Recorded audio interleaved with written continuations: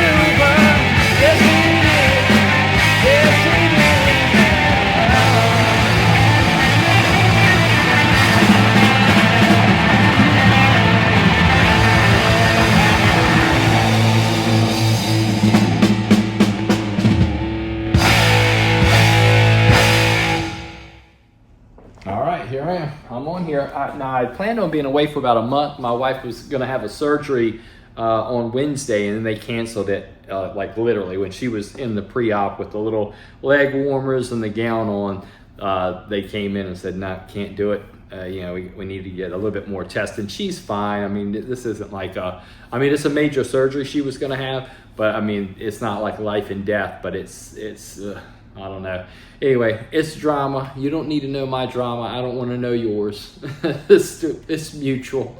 And so I'm doing as I do and you do as you do, but let's just convene here for what we're really here for, which is this pinball restoration shit that I do, and we'll go over that. So the reason I do bring that up, though, is just so you'll understand as you watch this footage in this particular video, it'll be a little bit more fragmented. I hadn't planned on making videos. I thought I'd be away from this and couldn't, but I can and I will. And so I got a Indiana Jones in here, sample game. Guy wants full brass. I mean, if it can be brassed, he wants it brassed. Now, I don't send parts out and have them plated because of the downtime.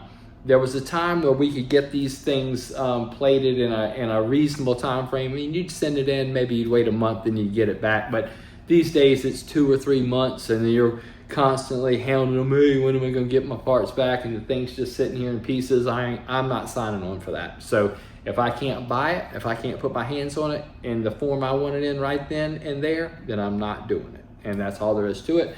And so when I say brass, it's as much brass as you can buy for one of these without having to deal with that. And so Indiana Jones sample game, full brass. Tales of the Arabian Nights, I got that coming up. But of course it's an original, because I know people are going to come at me in the comments, oh, you can get, they're making that game. Who gives a shit? Have you seen some of these remakes? I mean, honestly, who cares? And that's of no threat to me. I'm building high quality items out of a known platform with a great history behind it. I'm not worried about who's making the latest cardboard cutout version of it.